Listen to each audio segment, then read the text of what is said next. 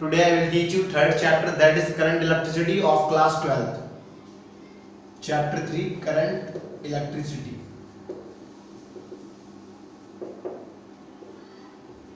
And first topic of this chapter is electric current. Electric current क्या है? अगर किसी भी कंडक्टर में चार्जेस का फ्लो हो रहा है विद रिस्पेक्ट टू टाइम, तब हम उसको कह सकते हैं करंट। और करंट क्या है कि कोई भी कंडक्टर है आपका, कंडक्टर में फ्री इलेक्ट्रॉन्स होते हैं, वो ऐसे फ्लो नहीं हो सकते जब तक कि हम इनको कोई पोटेंशियल डिफरेंस ना दें या फिर कोई वोल्टेज प्रोवाइड ना करवाएं। तो it is defined as the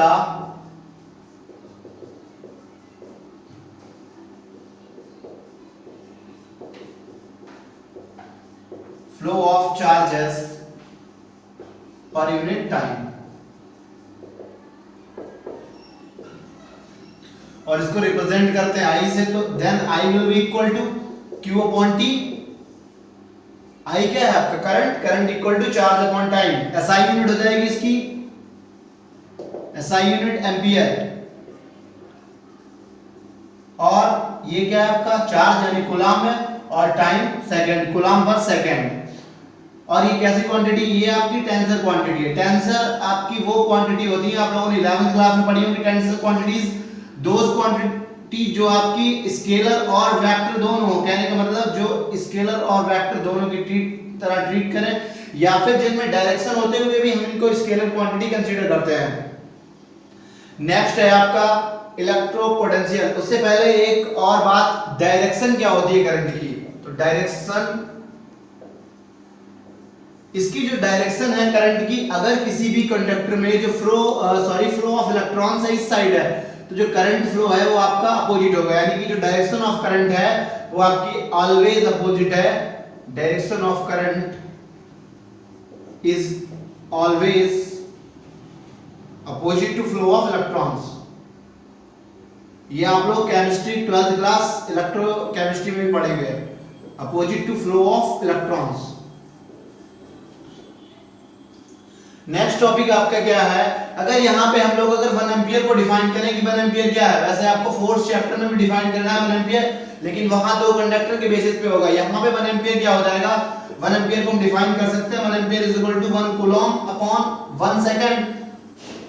अगर इसको डिफाइन करें तो क्या हो जाएगा? If a charge of 1 coulomb flows for 1 second through a conductor, then the current is said to be 1 ampere. If a charge of 1 coulomb flows for 1 second, then current is said to be 1 ampere. The current is called 1 ampere. Next है आपका electromotive force. देखो electromotive क्या force क्या है? इसका नाम तो है इलेक्ट्रोमोटिव फोर्स, लेकिन ये आपका कोई फोर्स नहीं है। इसका वैसे ही हाल है जैसे घर में कोई कुत्ता है, उसका हमने नाम रख दिया शेर सिंह। तो ये आपका एक तरह से क्या है? वर्क डन है, और हमने इसका नाम क्या रख दिया है? फोर्स। वर्क डन क्या है? कोई सपोज ये हमारा कोई सेल है, दो इसके इलेक्ट्रोड्स हैं, और इन दो किसी भी चार्ज को, यूनिट चार्ज को एक पूरा राउंड सर्किट कंप्लीट करवाने में जो भी आपका वर्क डन होगा उसको हम बोलते हैं इलेक्ट्रोमोटिव फोर्स। इसको रिप्रेजेंट करते हैं E से। E will be equal to W upon Q। Define इसको कैसे करेंगे? It is defined as the, इसको कई तरह से डिफाइन कर सकते हैं। Defined as the work done in completing, work done in moving a unit charge,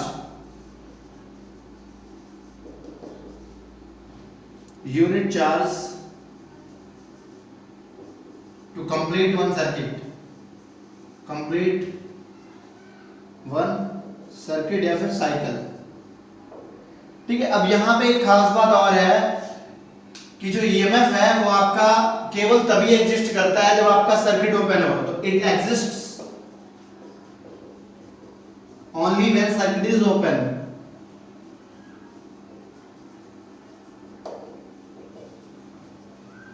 और एक खास बात और, जो आपका ईएमएफ है वो मैक्सिमम वैल्यू होता है पोटेंशियल डिफरेंस की। It is the maximum value of potential difference. Suppose आपके पापा ने आपको 100 रुपए दिए, तो जो 100 रुपए दिए वो आपका क्या है? वो ईएमएफ है। वही आपने कुछ दिनों बाद जो थोड़ा बहुत जो भी एक्सपेंड कर दिया, जो भी खर्च कर दिया हो पर कुछ परचेस करने में, परचेसिंग में, तो वो आपका जो बचा हुआ अमाउंट है वो आपका हो जाएगा पोटेंशियल डिफरेंस, सॉरी हाँ पोटेंशियल डिफरेंस, यानी कि मैक्सिमम वैल्यू आपकी क्या है वो है EMF, electromotive force. Next topic is Ohm's law. Ohm's law क्या है आप लोगों को पता है, अगर बैटरी कम पोटेंशियल डिफरेंस की है, कम वोल्टेज की है, तो करंट आपका कम फ्लो होगा, या फिर करंट कम फ्लो होगा अगर बैटरी आपकी छोटी है। तो कहीं ना कहीं जो आपका करंट है वो डिपेंड करता है बैटरी के वोल्टेज पे, पोटेंशियल डिफरेंस पे।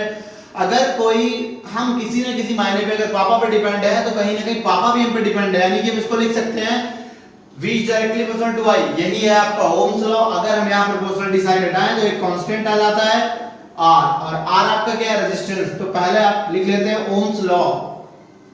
ओम्स लॉ क्या है, एट कांस्टेंट टेंपरेचर, एक खास जो वैलिडिटी है, जो कंडीशन है वो यही है कि टेंपरेचर जो भी आपकी सराउंडिंग कंडीशन है वो उसमें चेंजेस नहीं होना चाहिए। At constant temperature the current flowing, ये भी आप लोग 10th क्लास में पढ़ चुके होंगे, in any conductor is directly proportional to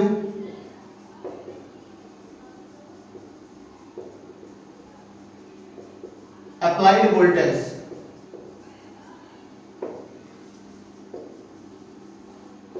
I is directly proportional to V और V is directly proportional to I। V will be equal to IR या फिर RI।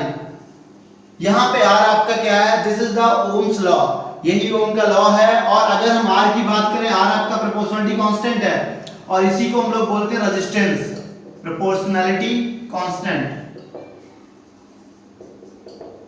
अगर हम B और I के बीच में ग्राफ देखें तो ग्राफ से क्या पता चल रहा है, अगर ये डायरेक्टली प्रोपोर्शनल है, कहने का मतलब ये है कि अगर हम ग्राफ ड्रॉ करें B और I का, ये आपको ड्रॉ नहीं करना, जितना B बढ़ेगा उतना I, जितना भी अगर इन पॉइंट्स को मिला दें और इन पॉइंट्स को जितना B बढ़ रहा है उतना I, मिलाने पे जो लाइन यानी कि जो पॉइंट इंटरसेक्शन पॉइंट है उनसे क्या पता चल रहा है कि जो ग्राफ है वो आपका कैसा होगा, लीनियर। अब देखो यहाँ पे अगर 0.5 B बढ़ा तो उसी के रिस्पेक्ट में I बढ़ेगा, अगला भी यही सेम। तो यानी कि जो ग्राफ ड्रॉ होता है, ग्राफ बनता है, वो आपका कैसा हो जाएगा, BI ग्राफ की बात करें तो BI ग्राफ आपका हो जाएगा लीनियर ग्राफ।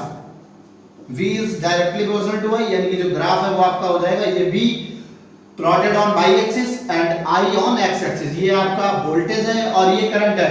इससे रिलेटेड एक न्यूमेरिकल भी आता है, पहले मैं कुछ टर्म्स में बता दूं, उसके बाद में ये न्यूमेरिकल में जरूर डिस्कस करूंगा। नेक्स्ट है आपका रेजिस्टेंस। रेजिस्टेंस क्या है, जो R निकल के आया क्या है रेजिस्टेंस। आप लोग अगर घरों में कोई इलेक्ट्रिकल कंपोनेंट देखेंगे तो वहां पे इस तरह से रेजिस्टेंस होता है, उस पे ये 3-4 कलर होंगे, अगर 3 कलर होंगे तो भी चलेगा। तो ये रेजिस्टेंस होता है, ये एक टाइप का आपका डिवाइस होता है या प्रॉपर्टी है, और ये सर्किट में बाहर से लगाया जाता है। कहने का मतलब ये एक टाइप की एक्सटर्नल प्रॉपर्टी है और इसका काम होता है आप लोग घर में जो लाइट आती है, जो डीसी से चालू स्टार्ट होती है, जो भी डीसी एवल वाली आपके डिवाइसेस हैं उन सब में रेजिस्टेंस का यूज होता है। तो रेजिस्टेंस क्या है, it is the external property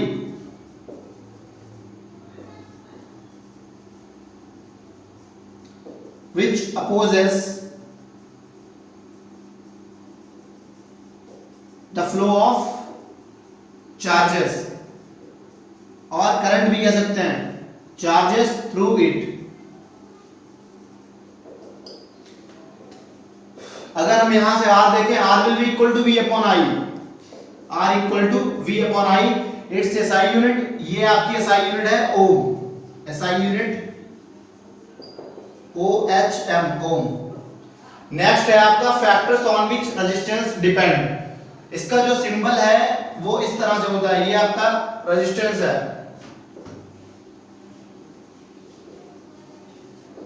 next topic है आपका factors on which resistance depend.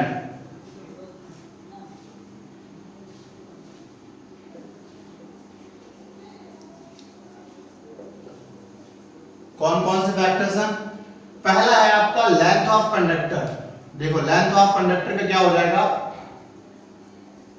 Suppose Diwali है, दिवाली में आप लोग झालर यूज करते हैं, तो झालर हम लोगों ने देखा जितनी डिस्टेंस ज्यादा हम ट्रेवल करते हैं, यानी कि अगर हम छत पे डालें, बाउंड्री वॉल पे डालें, अगर यही पास में अगर हम यूज कर रहे हैं कम वायर यूज कर रहे हैं, शॉर्ट लेंथ का यूज कर रहे हैं, तो जो इंटेंसिटी होती है लाइट की वो बहुत ज्यादा होती है, यानी लाइट आपकी तेज होगी। वही अगर हम उस झालर को या उस वायर को बाउंड्री वॉल पे डालें, यानी कि एक लॉन्ग वायर यूज करें, तो वहां पे इंटेंसिटी कम होती है। कैसे?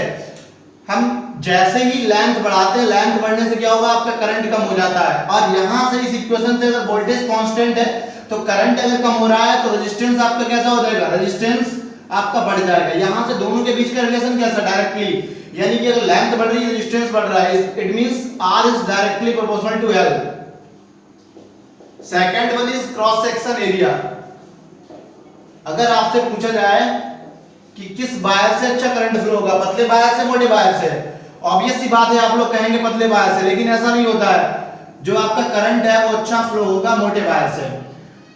जितना ज्यादा, अब अगर पतला वायर है तो उससे क्या करंट ज्यादा फ्लो पाएगा, बहुत कम फ्लो पाएगा। भाई अगर ज्यादा है तो करंट अच्छा फ्लो होगा। अगर करंट अच्छा फ्लो होगा, वायर का क्रॉस सेक्शन एरिया ज्यादा है, यानी करंट आपका ज्यादा है, और करंट ज्यादा है, करंट अच्छा फ्लो कर रहा है, रेजिस्टेंस आपका कैसा होगा, रेजिस्टेंस कम होगा। अगर दोनों के बीच का रिलेशन देखें तो रिलेशन हो जाएगा आपका इनवर्सली। 1 minute ink use. तो नेक्स्ट आपका क्या है, थर्ड है आपका टेम्परेचर। टेम्परेचर क्या है, टेम्परेचर जैसे ही बढ़ेगा यानी हीट बढ़ जाएगी तो करंट का फ्लो होना जो है वो कम हो जाएगा।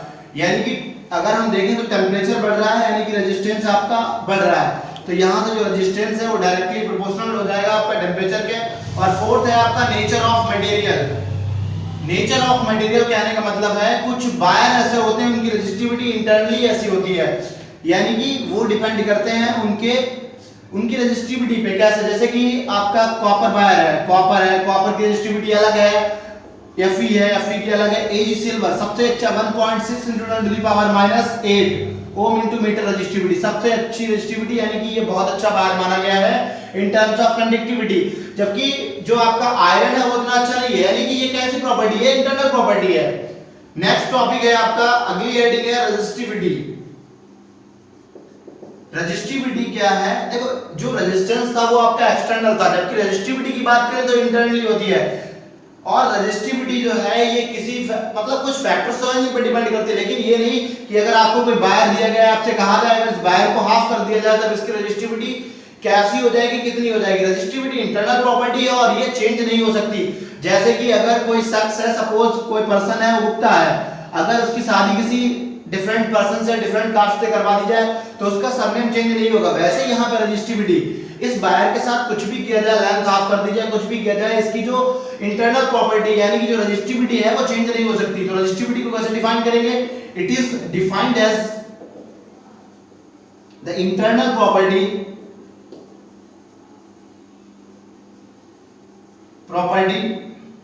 Of material. और हमें पता क्या है रेजिस्टेंस के बारे में? वी नो दैट, हमें पता है R is directly proportional to L 1 and R is inversely proportional to L, sorry A। जो हमारा रेजिस्टेंस है वो डायरेक्टली प्रोपोर्शनल है length of the conductor and inversely cross section area. अगर इन दो फैक्टर्स को हम कंबाइन करें तो R, this implies that R will be directly proportional to L upon A।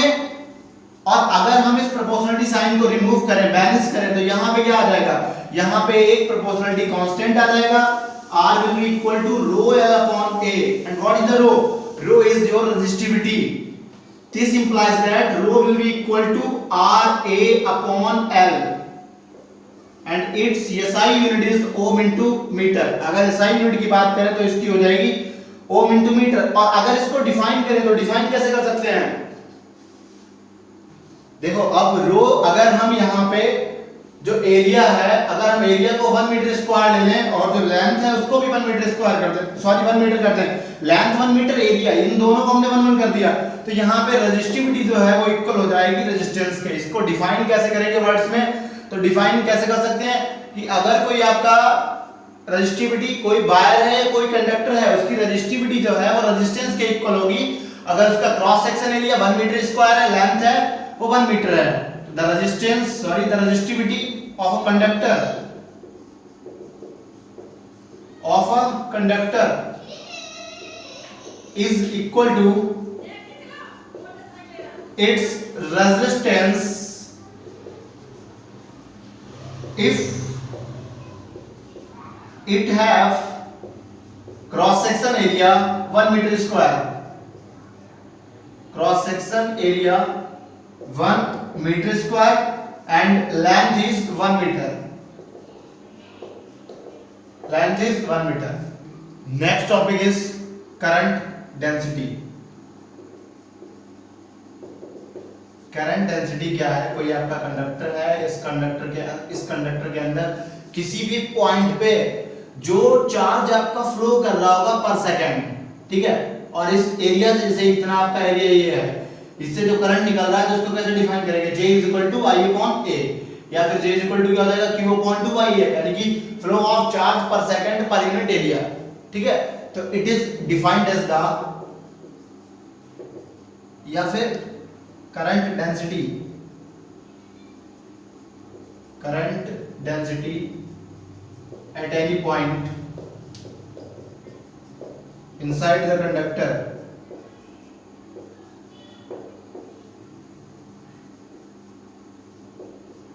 is defined as the flow of charges per second per unit area,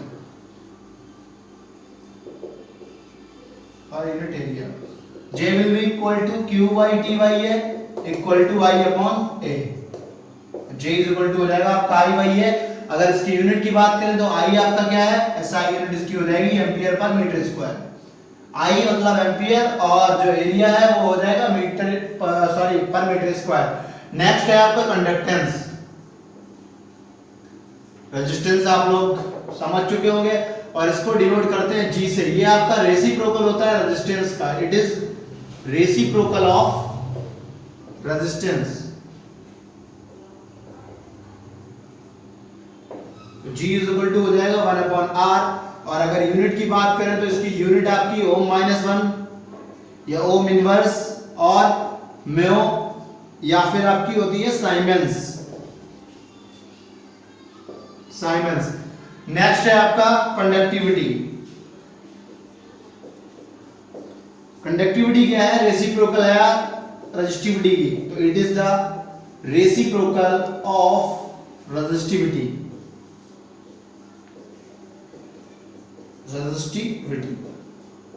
इसको denote करते हैं sigma से। Sigma is equal to 1 upon rho, और अगर SI unit की बात करें तो एसआई यूनिट हो जाएगी OHM, ओम इनवर्स और metre inverse.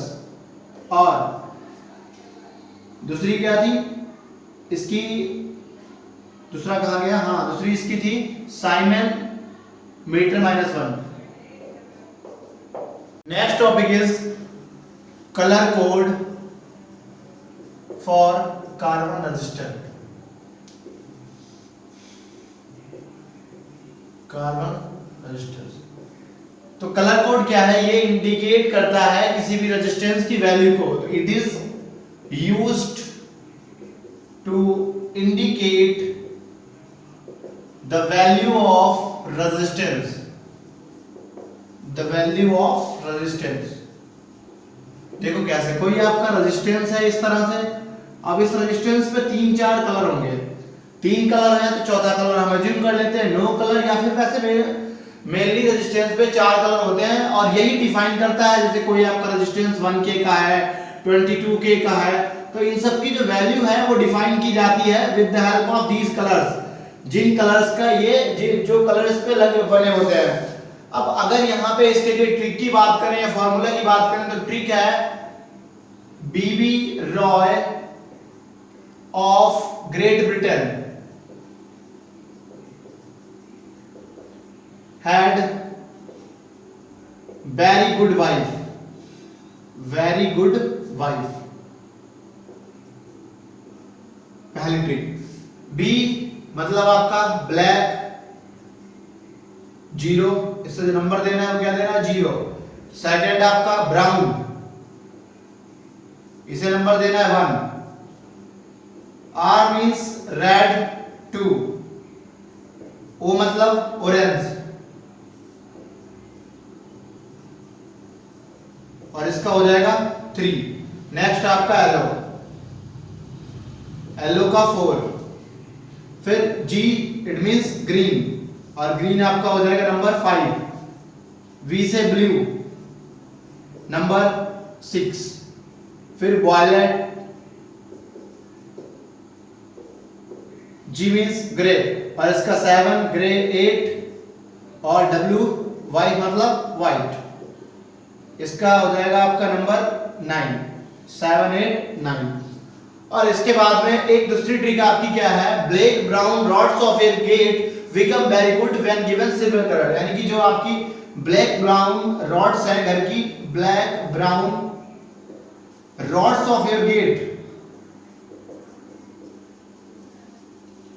become very good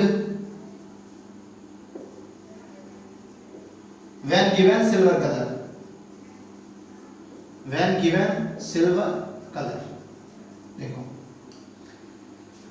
when given silver color, अब यहां पे क्या है कि G very good white, यहां white तक when given white silver color यानी नो कलर।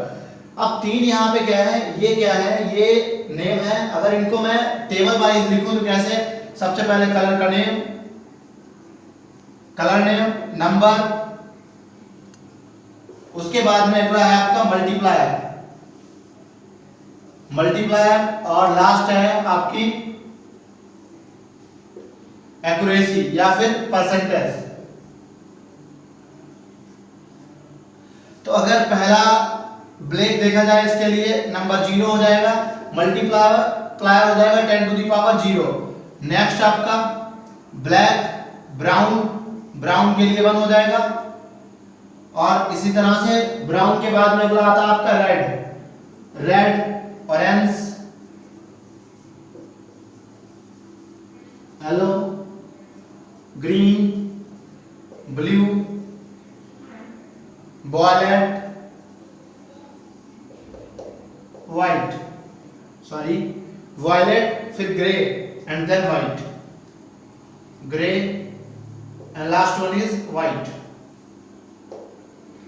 तो इसका 2 3 4 5 6 7 8 9, और इनके मल्टीप्लायर क्या हो जाएंगे, 10 to the power 1, 10 to the power 2, 10 to the power 3, इसका 10 to the power 4, 10 to the power 5, 10 to the power 6, 10 to the power 7, 10 to the power 8 and 10 to the power 9, these are multiplier। अगर इनको हम और जो वाले colours हैं, ये जो आपके लास्ट वाले 3 कलर्स हैं, इनको मैं इधर लिख देता हूं। तो गोल्ड के लिए हो जाएगा, गोल्ड के लिए जो टॉलरेंस है या फिर एक्यूरेसी है, इसे टॉलरेंस भी लिख सकते हैं, टॉलरेंस, ये आपकी गोल्ड के लिए हो जाएगी 5%। नेक्स्ट आपका सिल्वर है, सिल्वर के लिए हो जाएगी 10%। अगर कोई कलर नहीं है इट मींस नो कलर, तो नो कलर के लिए आपकी हो जाएगी 20%। अब इनका यूज कैसे करेंगे, सपोज आपको एक कोई रेजिस्टेंस दे दिया गया, R की वैल्यू दे दी गई 37 into 10 to the power 2 plus minus 10%।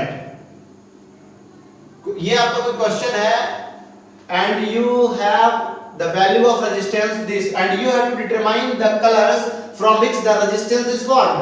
Colour कैसे डिफाइन करेंगे, तुमसे कहा जाएगा कि कलर डिफाइन करने तुमको कौन कौन से कलर हैं। तो सबसे पहले 3 नंबर पे कलर जो भी कंसिस्ट कर रहा होगा ये, तो colours in the resistance, resistance में कलर कौन कौन से हो जाएंगे। पहला नंबर है आपका 3 में कौन सा पड़ता है, इधर देखेंगे 3 में आपका ऑरेंज, तो पहला इसका कलर हो जाएगा orange.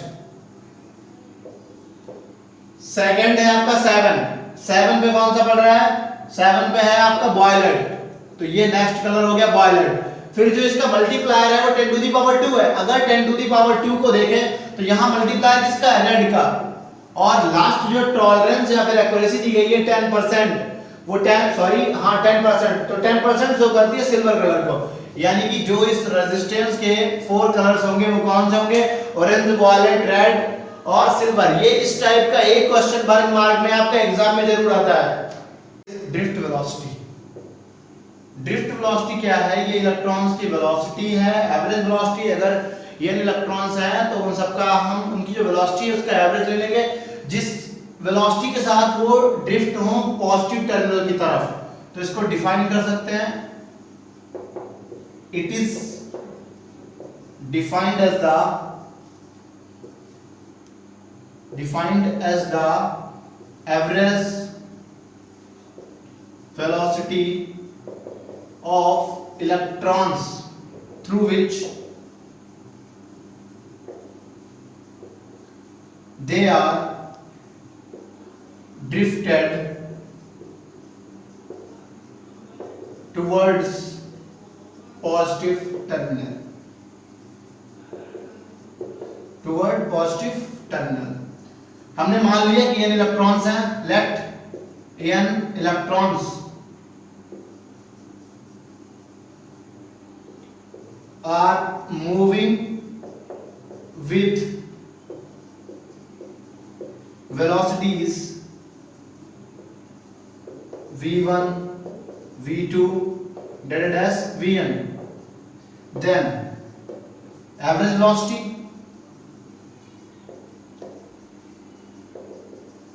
it will be equal to v1 plus v2 sum of velocities upon total number of velocities। तो velocities का sum क्या हो जाएगा, plus delta dash vn upon n।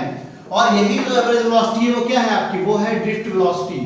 Drift velocity, तो drift velocity is equal to हो गया v1 plus v2 plus v3 plus delta dash plus हो जाएगा आपका vn और अपॉन में हो जाएगा n। इसको रिप्रेजेंट करते हैं vd से, vd इक्वल टू, अब हमें क्या पता है from first equation of motion, from first equation of motion, ये 11th क्लास में आप लोगों ने पढ़ी होगी, v is equal to u plus at पढ़ी है। यहां से अगर हम v1 v2 3 के लिए निकालें तो v1 will be equal to u1 plus at1 comma v2 will be equal to u2 plus at2 delta dash vn will be equal to un plus atn। अगर हम इसको इक्वेशन 1 मान लें और इसमें वैल्यू सब्स्टिट्यूट करें, देन दिस इंप्लाइज दैट ये जो अबव वैल्यू है इनको सब्स्टिट्यूट कर देंगे इक्वेशन 1 में, substituting above values in equation 1, values in equation 1, ठीक है, इनको 1 में सब्स्टिट्यूट कर देते हैं। Then vd will be equal to v2 क्या, vd क्या हो जाएगा आपका, b की जगह पे हो जाएगा u1 plus at1 plus u2 plus at2 plus delta dash un plus atn। अब हमें क्या पता है जो इलेक्ट्रॉन्स हैं वो इनिशियली कहां पे हैं, since electrons are initially at rest, electrons are initially at rest. अगर इलेक्ट्रॉन्स जो हमारे हैं सभी रेस्ट पे हैं, इसका मतलब जो u1 u2 u3 ये सब क्या हो जाएगा, ये आपके u1 equal to u2 equal to u3 delta dash un will be equal to 0, ये सभी आपके 0 हो जाएंगे, ये 0 हो जाएंगे। यहाँ क्या बचा, ये आपका 0 हो गया, ये 0 हो गया, ये 0 हो गया, सब 0 हो गया, बचा क्या आपके पास vd will be equal to at1 plus at2 plus delta dash atn upon में आपका बचेगा n। अब अगर हम इसे देखें तो a हमारा कॉमन मिल रहा है, अंदर बचेगा t1 plus t2 plus delta dash tn upon में आपका n, और यहाँ bd इज इक्वल टू हो गया an। अब जो ये आपका टाइम है, ये कौन सा टाइम है, ये इसको ये जो t1 t2 t3 है ये आपका रिलैक्सेशन टाइम है, तो यहाँ से bd will be equal to a tau, जहाँ टाउ आपका क्या है, tau is equal to t1 plus t2 plus t3 plus delta dash tn upon n is the relaxation time. Relaxation time क्या है, ये दो इलेक्ट्रॉन्स के कोलिजन के बीच का जो टाइम है, तो it is the time between two collision of an electron. अब इधर ये आपका bd, यहां इक्वेशन सेकंड मान के इसको यहीं छोड़ देते हैं। अब क्या हो जाएगा, a इज इक्वल टू, हमें पता है f इज इक्वल टू क्या होता है, हमें according to Newton second law f is equal to हमें एंड जो हमने इलेक्ट्रोस्टैटिक में पढ़ा वहां से f इज इक्वल टू हमने क्या पढ़ा, q आपका चार्ज था, e इलेक्ट्रिक फील्ड थी। अगर हम यहाँ पे चार्ज की बात करें तो चार्ज हम कंसीडर क्या कर लिया, हमने इलेक्ट्रॉन कंसीडर किया है यहाँ पे, तो यहाँ पे अगर हम F इक्वल टू देखें तो F इक्वल टू हो जाएगा इलेक्ट्रॉन की जगह पे माइनस का E और electric field E। F equal to ये इन दोनों इक्वेशंस को अगर हम इक्वेट करें, ये इक्वेशन F इक्वल टू में F इक्वल टू E, तो यहाँ से हमें will be equal to minus का E, और अगर हम A निकाल लेते हैं A will be equal to minus का E अपॉन M। ये वैल्यू हम सब्स्टिट्यूट कर देंगे इक्वेशन 2 में। तो सब्स्टिट्यूटिंग, आई होप आपको समझ में आ गया होगा। Substituting above value in equation 1, substituting above value in equation 2, ठीक है। 2 में इसको सब्स्टिट्यूट कर देंगे तो 2VD will be equal to A की जगह हो जाएगा माइनस का E और आपका टाउ है अपॉन में M। This is your drift velocity. अगर हम मैग्नीट्यूड की बात करें तो हम BD will be और BD इक्वल टू यूज करेंगे E tau upon M। This is your drift velocity.